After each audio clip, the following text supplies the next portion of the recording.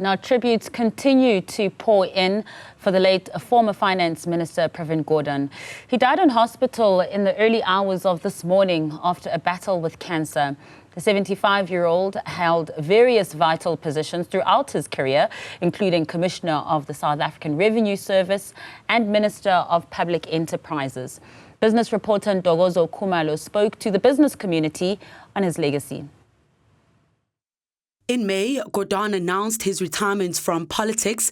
The Black Business Council says his death is a huge loss for the country. It is a loss to the country, to the continent, where you have a dedicated individuals that dealt with various trying issues during the past period. Starting his political career in the 1970s, Gordhan chaired the Convention for a Democratic South Africa between 1991 and 1994.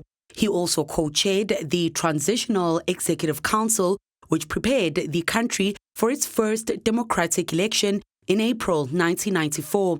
He was a Member of Parliament, Commissioner of the South African Revenue Service, twice Finance Minister and Minister of Public Enterprises from 2018 until he announced his retirement. And you can look at SARS, you can look at DPE, the Department of Public Enterprises. I mean, he's one person that he stood firm in terms of dealing with the transformation.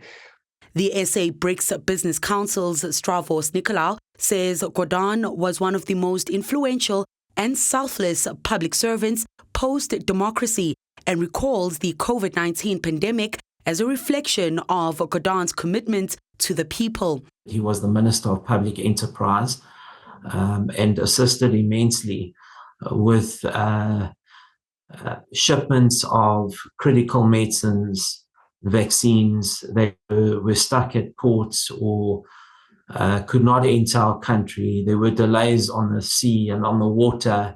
And I must say, he took it very personally and got directly involved. President of the General Industries Workers Union of South Africa has echoed sentiments about Gordhan's work to end apartheid, but says Gordhan struggled to connect to South African people after departing from the South African Revenue Service. That's the reason that he struggled against corruption, could not mobilize, the vast majority of the working class people, because they could see that even if the state is freed from the capture of the Gupta family, of the Zuma faction of the ANC, the reality of corruption and the reality of the capture of the state as directed against the working class by the capitalist class as a whole, in whose interest the state actually is organized, that capture is not going to come to an end. Economist David Root, who first met Gordhan in the 1990s, says he was an interesting man who left behind a complicated legacy. Root says Gordhan did extremely well at the Revenue Service, but says the South African Airways and State of Public Enterprises will forever be Gordhan's monuments. A complex, interesting individual, somebody with very strong ideological beliefs, somebody that's very, very loyal to the ANC, and sometimes too much loyal to the ANC, to the detriment of South Africa as well. For Newzroom Afrika on Channel 405, I'm Ntokozo Khumalo in Pretoria.